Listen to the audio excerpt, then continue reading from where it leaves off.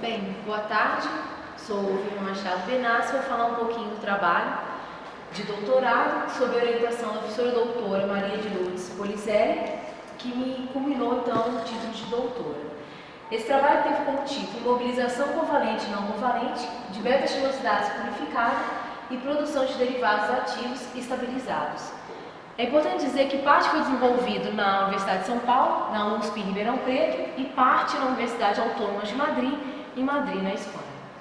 Bem, a gente sabe que as células vegetais elas são compostas por parede celular vegetal. E essas células vegetais podem possuir parede primária e parede secundária.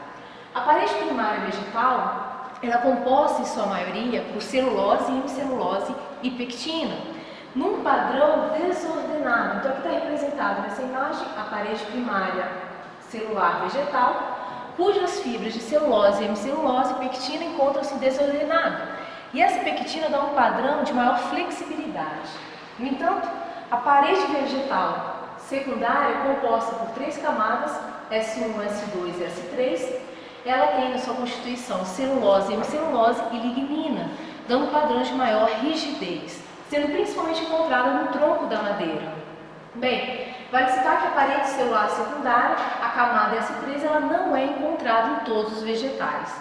Bem, a composição, não em relação a celulose, hemicelulose e pectina na primária e nem em relação a celulose, hemicelulose e lignina na secundária, mas sim a quantidade desses constituintes vai variar de célula para célula, da idade da planta, do local, do clima onde está essa planta e principalmente do método de análise, ou seja, da amostragem do próprio método de análise. Bem, aqui eu representando na imagem a parede primária vegetal, mostrando as fibras de celulose, entrecruzadas com fibras de hemicelulose, e aqui representando as fibras de pectina, dando um padrão desordenado à estrutura da parede primária. Bem, a celulose a gente sabe que é um polímero, é um homopolímero de resíduos de D-glicose unidas por ligações do tipo beta-1,4. No entanto, a hemicelulose ela tem como constituinte grupo de heteropolissacarídeo, que possui uma alta massa molar, porém mais baixa que a celulose. Sua estrutura é caracterizada principalmente pela união de resíduos de glicose unidos por ligações do tipo beta-1,4, porém o tipo equatorial. Um dos principais tipos de hemicelulose que a gente pode citar são a xilana. Então, a xilana, aqui representando uma cadeia linear de resíduos de D-xilose unidos por ligações do tipo beta-1,4, como eu mostrei, o tipo de ligação equatorial. A xilana, ela possui grupos substituintes ligados, como por exemplo o ácido 4-O-metil-alfa-D-glucopiranosir e também resíduos de alfa-N-arabinofuranose e outras arabinoses também.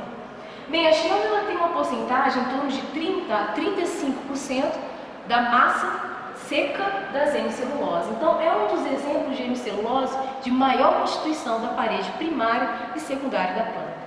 Quando a gente tem uma ideia simples da estrutura da xilana, a gente consegue observar de que para conseguir hidrólise da xilana e formação de D-xilose ao final do processo de hidrólise, a gente vai precisar de um complexo enzimático. Então, só uma enzima não é capaz de degradar todo o substrato da xilana.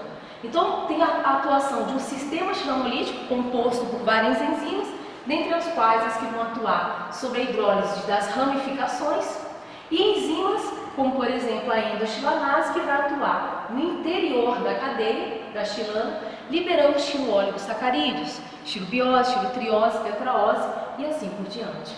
A atuação nessa via final é a ação da beta-D-xilosidase. Então, a beta-xilosidase ela atua na degradação de estiloóligosacarídeos, em especial estilobiose, para a formação de D-xilose.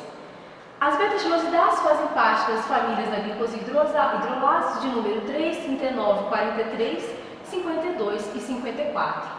São famílias cujas beta-xilosidases se encontram principalmente na sua forma monomérica, tendo uma massa molar de 40 a 360 kDa e outras características também bastante variáveis. Temos a atividade máxima pH variando de 4 a 5 e a temperatura ótima que vai de 40 a 80 graus Celsius, principalmente na faixa de 60 graus. Bem, com isso, o objetivo desse trabalho, ele teve como objetivo inicial a seleção de micro-organismos bons produtores de beta-xilosidase. Uma vez selecionado o micro-organismo, trabalhou todo o processo de otimização do cultivo para maior produção e maior atividade enzimática.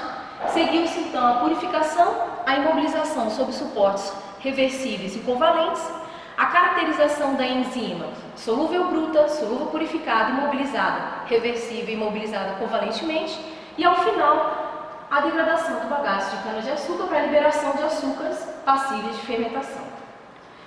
Bem, em relação ao material e método, eu vou falar de algumas das metodologias iniciais e outras metodologias eu vou deixar para serem comentadas perto do seu resultado. Então, por acreditar que ficaria mais fácil o seu entendimento, eu coloquei um pouquinho na frente.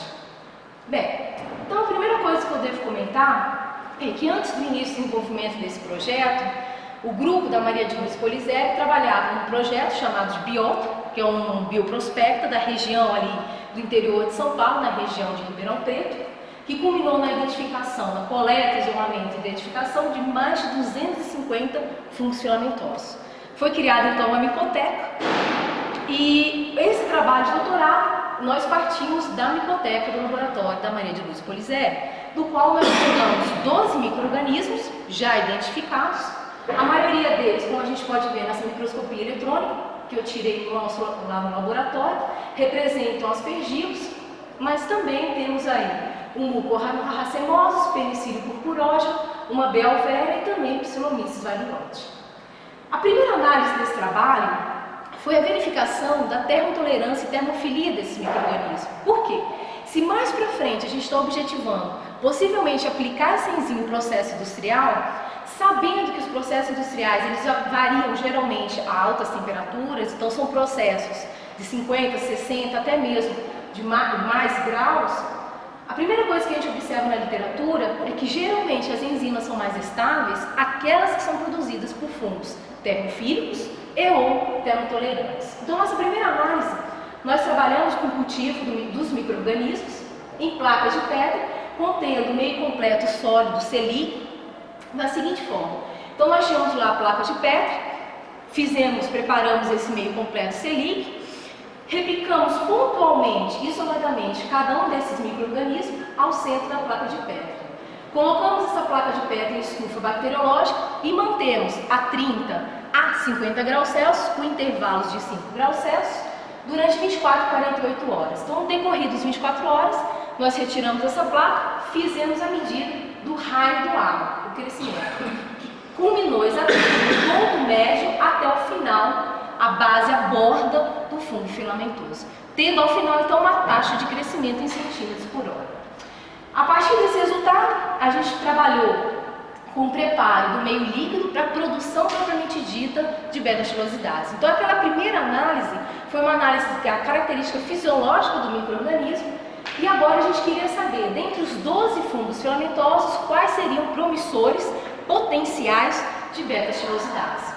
Para isso, nós preparamos o meio de cultura Cesapec, que é o meio mínimo, onde preparamos 50 ml em RNs de 125, autoclavamos, esterilizamos esse meio, realizamos um nóculo contendo de 1,44 vezes 10 a 7 conídeos por cultura e mantemos esses meios de 30 a 45 graus Celsius com intervalo de 5 graus Celsius durante 5 dias. No quinto dia, retiramos essas culturas, filtramos, separamos o meio extracelular contendo as enzimas extracelulares das enzimas intracelulares, quantificamos a atividade da proteína e determinamos que dentre os 12 micro-organismos, um dos mais potenciais para a continuação do trabalho seria o Aspergillus niger, que eu vou mostrar os resultados mais adiante. Bem, mas já em mãos com o Aspergillus niger, nós trabalhamos inicialmente com a padronização do meio de cultivo e do tempo de crescimento. Para isso, foram preparados agora meios de cultura, novamente 50 ml de meio de cultura líquido, sendo esses meios SR, Cana, Vogel, meio mínimo e 2 meios diferentes que eu padronizei em laboratório. Então foram preparados 50 ml, novamente esterilizados, realizou-se inóculo e eles foram mantidos a 30 graus Celsius em estufa bacteriológica durante 8 dias, sendo retirados a cada 24 horas. Então a gente retirava esse meio, Então aqui está representando o R de 125. Após o crescimento do micro-organismo, a gente consegue ver a bolacha micelial na parte superior do meio de cultivo. Seguia então a filtração em bomba a vácuo, retirava essa porção extracelular, que é onde a gente tinha as enzimas extracelulares. Assim como nós trabalhamos com as enzimas intracelulares, que foram obtidas a partir da massa micelial. Então, após a filtração, nós tínhamos o micélio, macerávamos o micélio em cadinho de porcelana, em banho de gelo, utilizando tampão succinato de sódio 100 mmol por litro, pH 5, macerávamos, centrifugávamos, a parte micelial ela ia para o pellet e a gente retirava apenas o sobrenadante, que é onde continha as enzimas intracelulares. Bem, em relação aos resultados mais adiante, eu vou comentar simplesmente os obtidos nas enzimas extracelulares. Por que isso? Novamente, objetivando lá para frente trabalhar em processos industriais, quando eu trabalho com as enzimas extracelulares, eu estou diminuindo o tempo do processo, ao invés de ter que macerar, centrifugar, eu estou diminuindo o tempo do processo e também o custo, uma vez que esse processo e esse tem um custo aí para frente.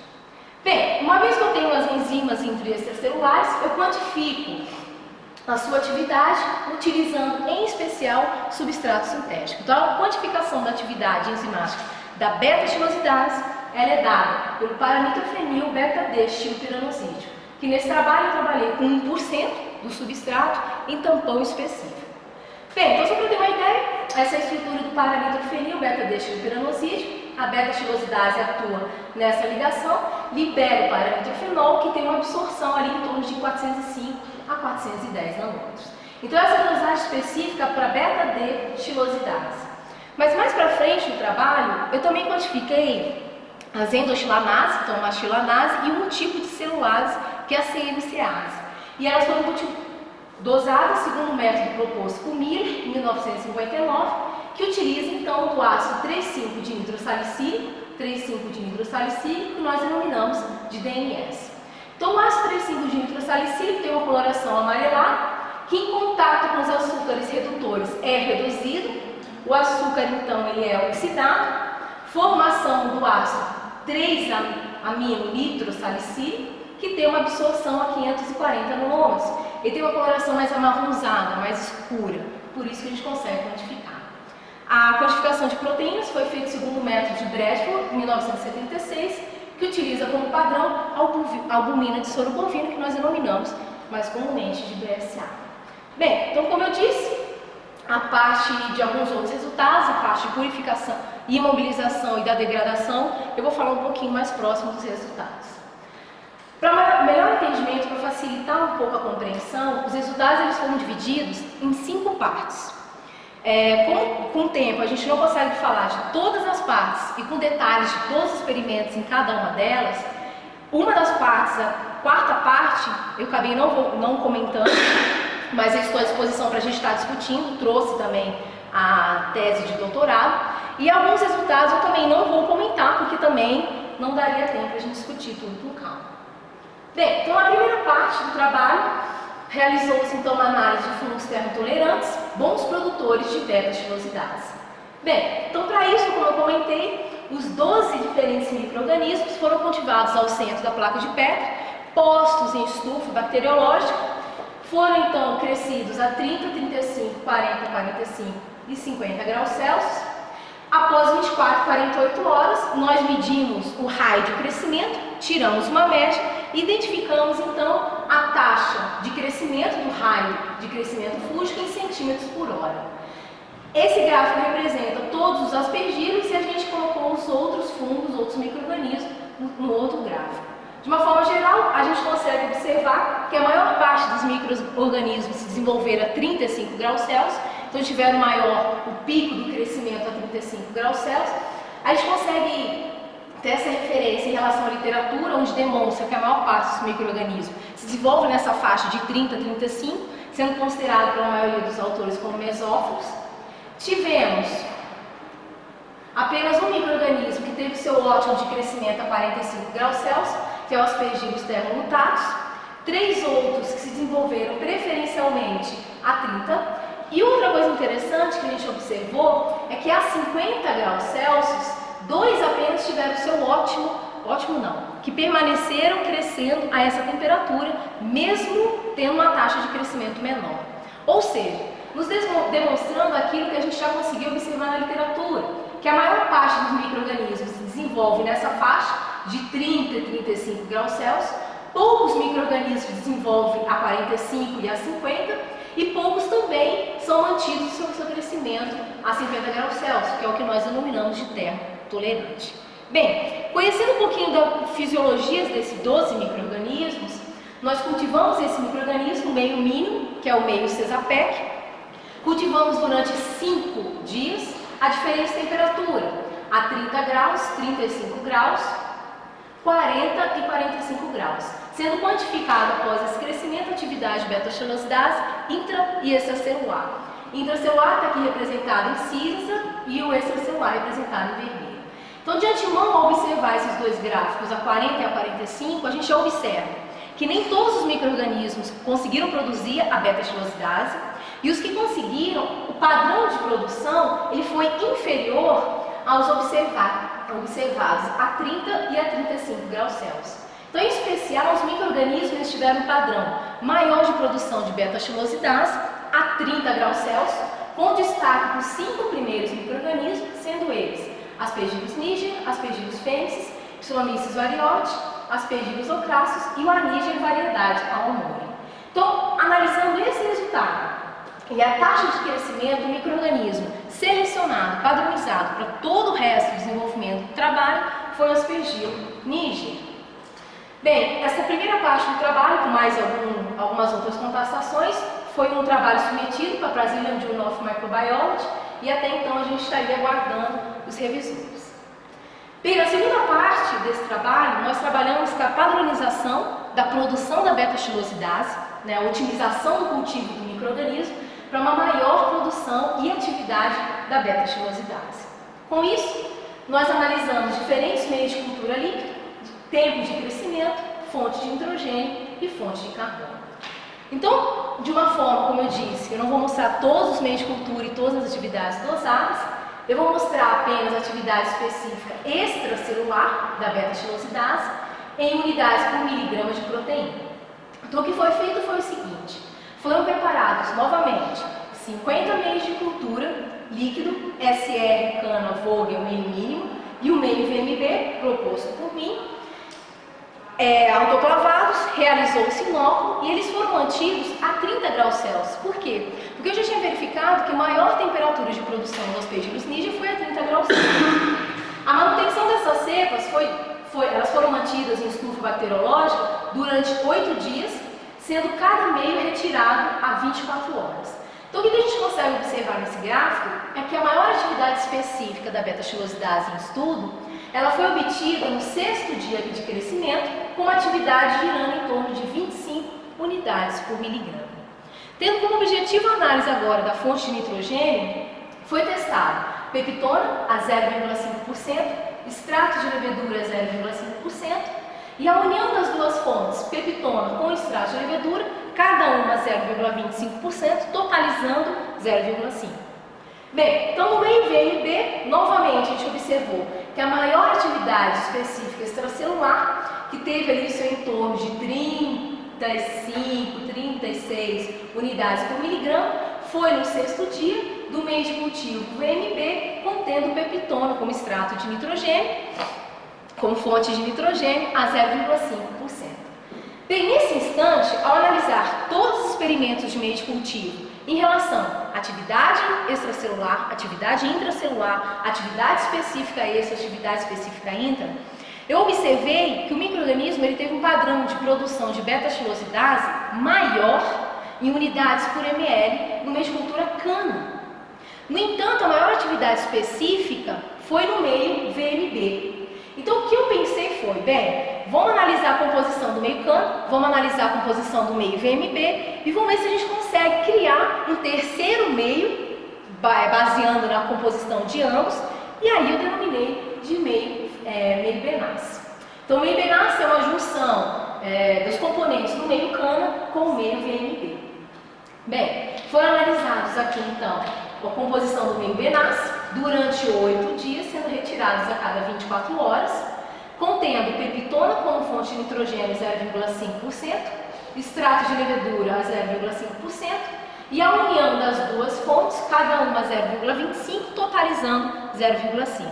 Ao final, então, desse experimento, a gente conseguiu observar que Aspergillus niger teve maior produção e atividade de beta-xilosidase no 6º dia de cultivo, no meio Benassi, tendo ao final em torno de 65 unidades por miligrama de atividade enzimática específica. Com isso, esse foi o meio selecionado, então foi o meio Benassi, como fonte de nitrogênio, extrato de levedura 0,5%, micro-organismo sendo cultivado durante 6 dias a 30 graus Celsius. Seguiu-se então uma análise sobre fontes de carbono, foram testadas uma variedade de fontes de carbono, em especial, eu posso dizer xilose e glicose, eu vou explicar mais ou menos por que essas fontes foram testadas, e o nosso controle foi o meio de cultivo sem nenhuma fonte de carbono. Bem, o uso de glicose e xilose como fonte de carbono foi pelo seguinte: já sabendo na literatura que esses monossacarídeos atuam na forma de inibir a produção enzimática, a gente queria ter noção de que altos ou qual a concentração dessa fonte de carbono atuaria inibindo a produção de beta-xilosidase pelo micro-organismo. Testamos também diferentes tipos de xilana, Birchwood, Beechwood e Oldspelt. Vale a pena citar que a Sigma, que era a empresa que fornecia essa xilana, não mais produzem nem a xilana Birchwood e nem mais a xilana Oldspelt. Então, desde o final de 2010, início de 2011, ela está sendo simplesmente liberando para a gente a xilana Birchwood. Bem, em relação a esses açúcares, que você sim pode dizer como fonte de carbono para a produção de enzima a partir do micro-organismo, eu posso mostrar para vocês que a atividade extracelular da beta-xilosidase ela não foi inibida ao se utilizar a xilose como fonte de carbono para crescimento do micro-organismo. No entanto, com maior destaque, nós temos as xilanas, em especial a xilana Birchwood. Resíduos agroindustriais, biomassa, lignocelulósica também foi utilizado para crescimento do micro-organismo. Eu trouxe só alguns, mas nós testamos muito mais. E é interessante falar desse resultado pelo seguinte: na literatura consta que a beta-dexilosidase ela não tem indução ao se utilizar fontes de resíduos agroindustriais. Por quê? São fontes complexas e a beta-dexilosidase ela atua no final da hidrólise da xilana. Então essas fontes elas são fontes indutoras de endoxilanases, de celulases, mas não induzem, segundo a literatura, a produção de beta-dexilosidase. E não foi bem isso que nós observamos. É claro que a maioria das fontes testadas, e algumas que eu trouxe aqui, a gente verifica que não induziu a produção de altos níveis de beta-xilosidase. Mas mesmo assim tem destaque ali ao uso de bagaço de cana-de-açúcar como fonte de carbono para o crescimento do micro-organismo, que possuía então uma atividade de beta-xilosidase em torno de 1,13, farelo de trigo, farinha de mandioca, sabugo de milho e serragem de eucalipto, que foram destaques na produção da atividade intracelular da beta-xilosidase. E a farinha de laranja, com destaque aí de 2,24 unidades por ml da atividade extracelular. Bem, esses resultados novamente são interessantes, visando lá para frente uma aplicação possível industrial, diminuindo o custo, uma vez que a xilana, por mais que dê um padrão favorável à atividade beta-xilosidase, o custo da xilana ele é muito mais elevado. Então, visando lá na frente uma possível aplicação desses compostos, é favorável a gente pensar então no resíduo agroindustrial. Bem, partindo então um pouquinho para a parte 3. Então, até agora o que a gente teve? O cultivo dos Aspergillus niger no meio Benassi durante 6 dias a 30 graus Celsius, fonte de carbono, xilana Birchwood, fonte de nitrogênio, extrato de levedura 0,5%. Essa parte, então a terceira parte e a quarta parte que eu não vou abordar, eles foram desenvolvidos segundo a orientação do professor José Manuel Guizan, o Benevides Pescella e o César Mateu, da Universidade Autônoma de Madrid, em Madrid, na Espanha. Bem, então a purificação, ele teve inicialmente como processo a imobilização de 250 ml de extrato bruto com 6 gramas de DAE cefarosa. Essa união foi feito em tampão fosfato de sódio, 10 milimol por litro, pH 7,5. Seguiu-se então a lavagem por 250 ml do mesmo tampão. Posteriormente, a eluição com 25 ml do tampão, contendo 700 milimol por litro de NaCl.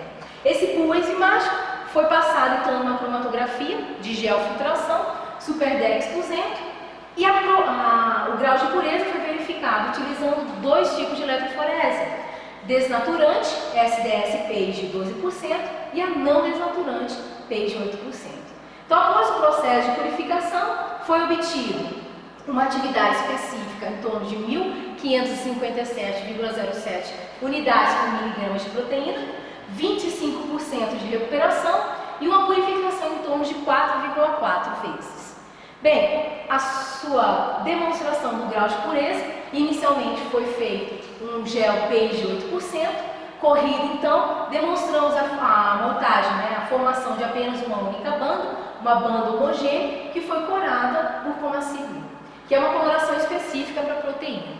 Então, quando a gente correu esse gel, vimos que a amostra encontrava-se pura, e assim nós questionamos, bem, o que demonstra realmente que essa proteína é a proteína beta-xilosidase em estudo. Para isso, corremos novamente um PAGE 8%, cortamos o filete inteiro do gel, colocamos numa solução de 0,5% de 5-bromo-4-cloro, 3-indolil, beta-dextrino, piranosídeo, e ao colocar essa porção do gel nessa solução, em banho-maria 50 graus Celsius, coisas de 3 a 5 minutos, a gente já consegue ver a formação de uma banda, uma coloração esverdeada clara, um verdinho claro.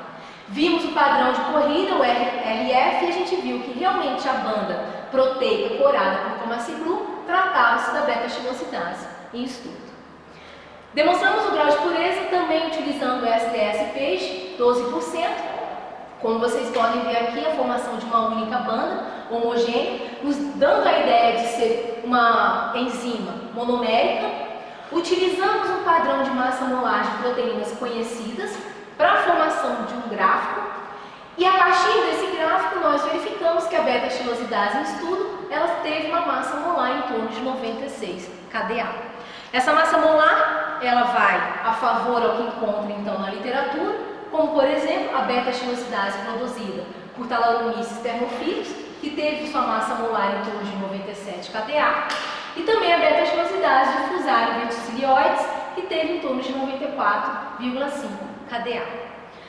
Bem, em seguida nós trabalhamos com a imobilização reversível dessa enzima. Então, novamente, com a ideia futura de se aplicar essa enzima em processos industriais, nós sabíamos que algumas das desvantagens da enzima solúvel, a primeira delas a gente pode falar em relação à estabilidade de temperatura. Então, geralmente as enzimas solúveis não são estáveis a longos tempos a temperaturas elevadas. Outra característica que a gente leva em consideração em imobilização é porque uma vez que eu tenho um suporte e eu faço a união da enzima e suporte, eu posso estar separando o imobilizado com a enzima do produto formado pela reação. Se eu tenho a enzima solúvel, essa enzima ela se mistura com o produto, dificilmente ela é isolada e separada. Então o reuso da enzima é mais difícil e esse meu produto ele continua ali, entre aspas, contaminado com a enzima. Uma vez que eu tenho essa união reversível da enzima com o suporte, eu consigo, ao final do processo, fazer o processo de filtração, separar o imobilizado e reutilizar esse suporte, esse derivado em outros processos industriais. Uma das vantagens, duas das vantagens da imobilização reversível é o seguinte. Primeiro, que o processo de imobilização ele é feito a pHs mais brandos, girando ali em torno de 4,5, 5, 7, que é um pH neutro. Além disso, a vantagem da imobilização reversível é como o suporte está unido à enzima por ligações fracas, principalmente eletrostática, em relação aos suportes que eu usei. Se essa enzima ela perder a sua atividade, eu consigo separar a enzima do suporte e reutilizar o suporte inerte para imobilização de outra enzima. Então eu não só consigo fazer o reuso do derivado ativo, como, uma vez que a enzima está inativa, eu separo a enzima e reutilizo o suporte para a imobilização de outras enzimas.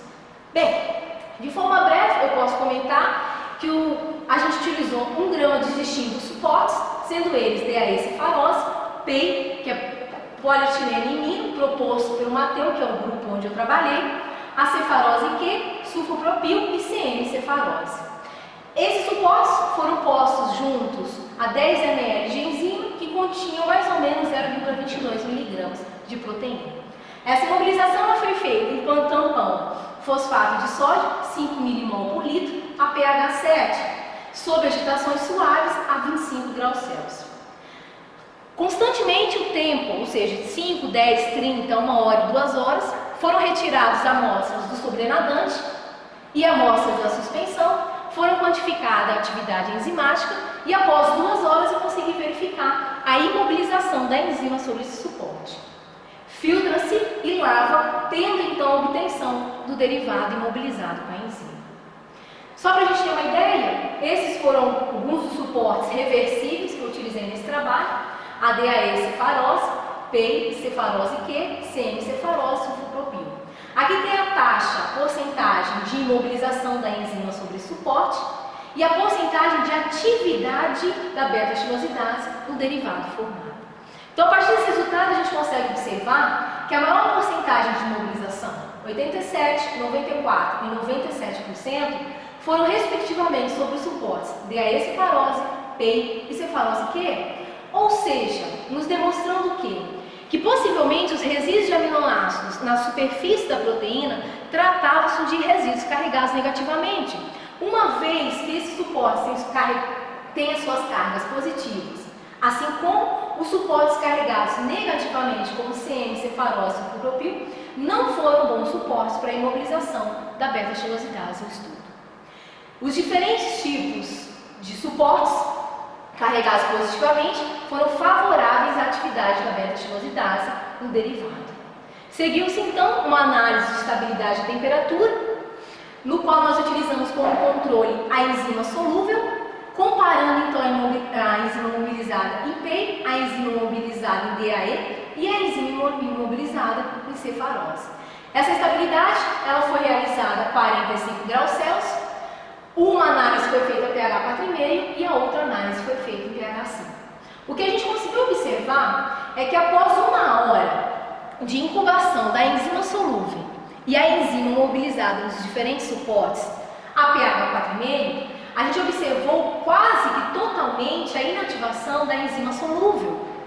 No entanto, a enzima imobilizada nos 3 suportes ainda encontrava-se com uma estabilidade acima de 50 graus Celsius, 50%, em torno ali de 60% da sua atividade. Após 4 horas, nós verificamos que o suporte PEI foi mais favorável à imobilização da enzima ao se tratar da estabilidade a 45 graus Celsius e em pH 4,5. Subindo esse pH para 5, nós conseguimos verificar uma maior estabilidade tanto dos distintos derivados quanto da enzima solúvel, sendo que após 25 horas de manutenção da enzima a essa temperatura e esse pH, o derivado PEI mostrou-se mais favorável. Bem, então em relação a isso, foi estabelecido o suporte PEI, polietilenimino, como suporte para todas as caracterizações da enzima. Mas vale citar que os outros 2 suportes também mostraram-se como favoráveis à imobilização dessa enzima. Foi analisado o efeito do pH, ou seja, a gente começou a caracterizar a enzima solúvel bruta, solúvel purificada e a imobilizada em PEI. Verificamos que o pH da enzima purificada solúvel, ela foi em torno de 5,5, da enzima imobilizada em PEI do extrato bruto ficou em torno de 4,5.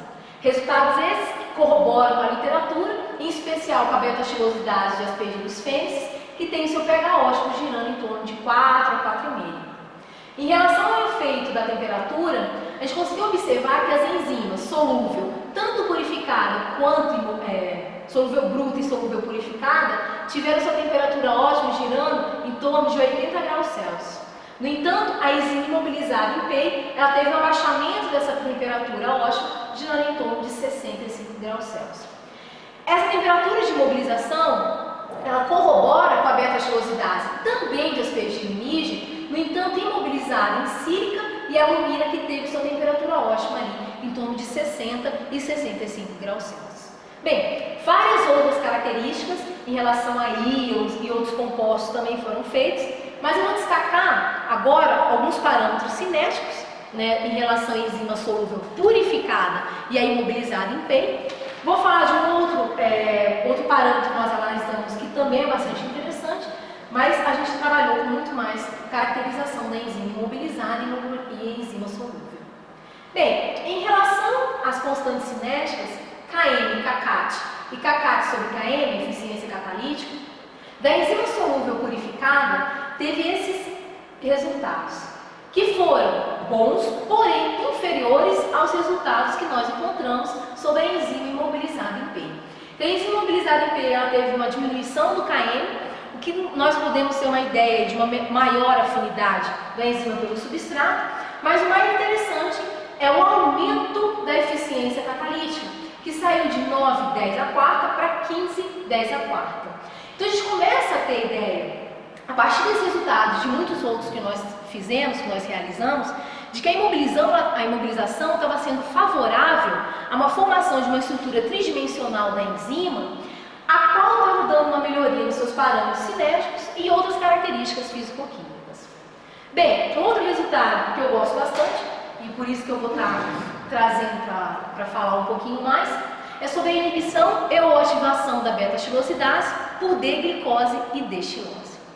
Por que isso? Novamente, se lá para frente a gente está pensando numa aplicação biotecnológica, em especial na degradação de bagaço de cana-de-açúcar, a gente já viu que o bagaço de cana, por ser célula vegetal e por ter celulose, hemicelulose, lignina, pectina, a hidrólise de todos esses sacarídeos vão formar ao final glicose e vão formar ao final xilose. Então a gente já sabia na literatura que altas concentrações de glicose e xilose na reação enzimática induzem a inativação da beta-xilosidase. E o que não é favorável se eu estou pensando lá na frente fazer uma degradação do bagaço de cana-de-açúcar. Bem, nisso a gente testou esses dois compostos como fonte de carbono no micro-organismo. Lá eu verifiquei que a glicose ele não atuou induzindo na produção da enzima. Xilose já possui um resultado um pouco mais promissor. Bem, e agora em relação a esses compostos, em relação à atividade da enzima? Então, para mostrar um pouquinho, eu vou falar primeiro em relação à glicose. Então, nós tivemos lá uma reação que continha apenas o substrato sintético para nitrofenil beta-dextropiranozídeo, a 1% do seu tampão específico, e a enzima, sem nenhuma glicose. Em outras reações, continha a enzima, o substrato, nas mesmas concentrações que o nosso controle, no entanto, adições crescentes de glicose em milimol por litro. Nós conseguimos verificar que o efeito da glicose sobre a enzima solúvel não teve um padrão de inibição até em torno de 50 milimol por litro. No entanto, concentrações crescentes de glicose atuaram inibindo a atividade enzimática. Resultado interessante foi em relação à glicose no meio reacional em relação à beta-xilosidase imobilizada em PEI. Ou seja, adições crescentes de glicose fizeram com que a atividade ela aumentasse. Perfeito? Então eu estou tendo uma ativação da atividade de beta-xilosidase com acréscimo crescente de glicose. O que é interessante se lá para frente eu estou fazendo uma degradação do bagaço de cana-de-açúcar. Então, se eu degradar a celulose, por exemplo, por uma celulase, liberação dessa glicose, essa glicose liberada não vai inibir a atividade da minha beta-xilosidase. Bem, em relação à xilose, a gente observa que em relação à enzima solúvel, novamente ela não teve ali a sua inibição, até em torno de 25 milimol por litro. No entanto, mais interessante, novamente, em relação à imobilizada em PEI, é que ela teve a sua atividade ali um pouco crescente, ou seja, mantendo a sua atividade, até em torno de 100 milimol por litro de xilose. Adições crescentes de xilose atuaram de forma a inibir. Então, esses dois resultados, tanto esse quanto o anterior da cinética enzimática, a gente consegue demonstrar que a imobilização da enzima sobre suportes reversíveis, ele favoreceu a sua eficiência catalítica, favoreceu algumas propriedades físico-químicas e também a estabilidade da temperatura. Bem, muitos outros experimentos foram realizados e culminou a publicação desse trabalho no Journal of Molecular Catálise B enzimática. Então está aí para acesso, mas caso queiram discutir ou conversar, estamos à disposição. Como eu disse, a parte 4 desse trabalho, eu não vou entrar em muitos mais detalhes, senão a gente ia demorar um pouquinho mais, mas a ideia da quarta parte, qual que foi? Imobilização covalente. Então, quando eu trabalhei com a imobilização reversível, eu consegui verificar uma melhora nas propriedades físico-químicas da enzima. Na literatura consta que a imobilização covalente favorece ainda mais essas propriedades.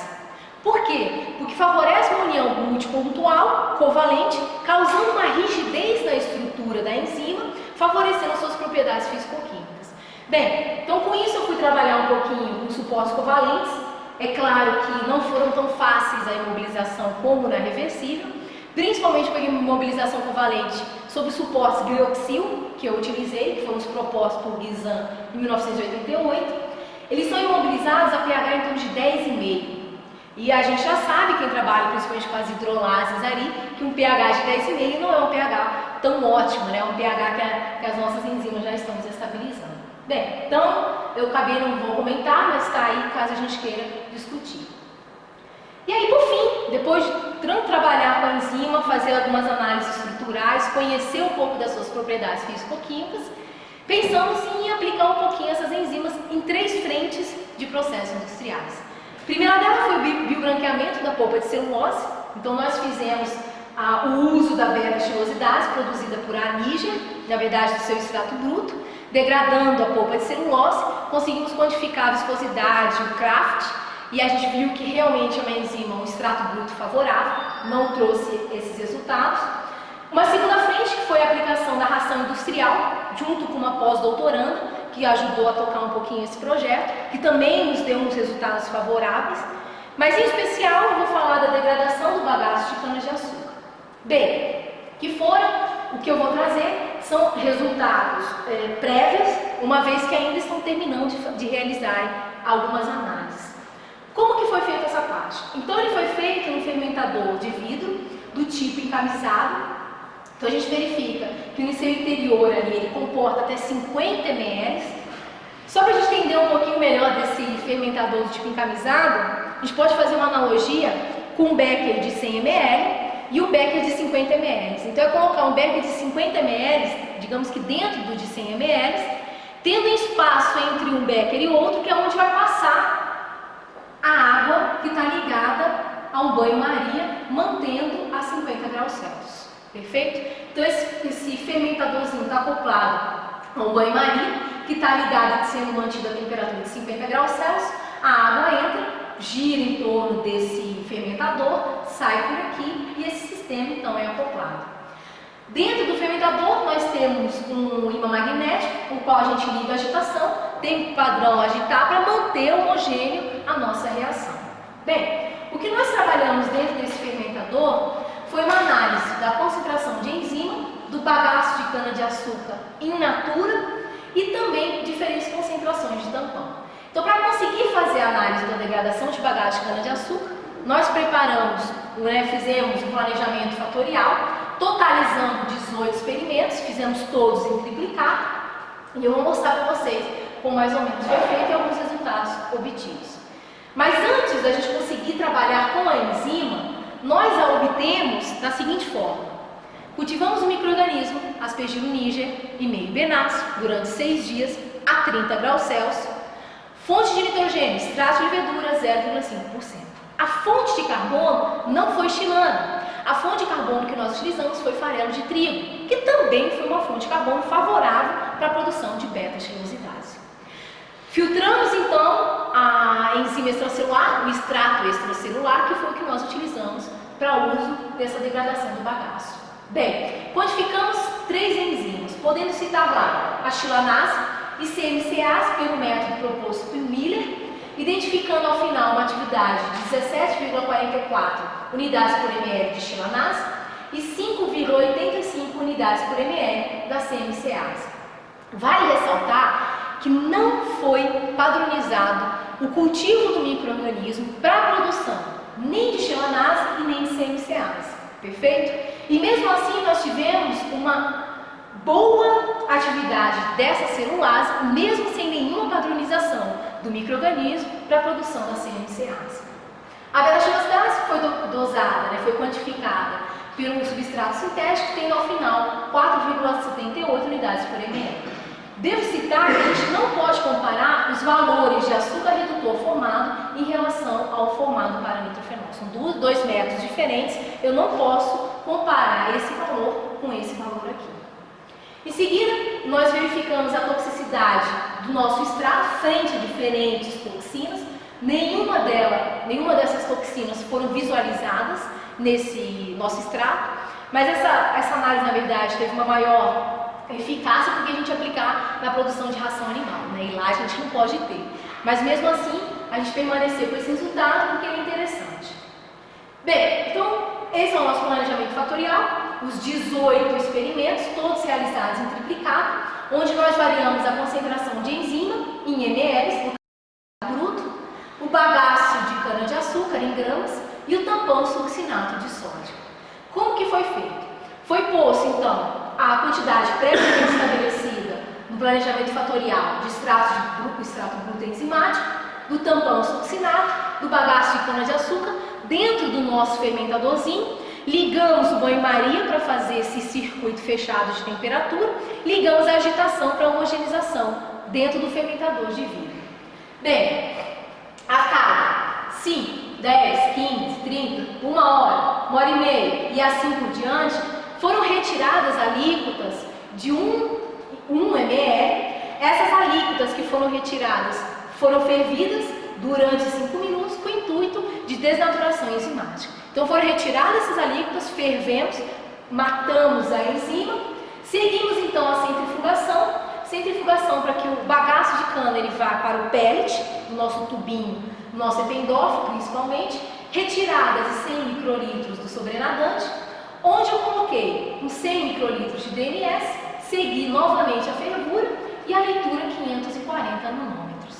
Então, a partir dessa análise, a gente teve essa curva de cinética da degradação do bagaço de cana-de-açúcar para cada um dos tratamentos realizados.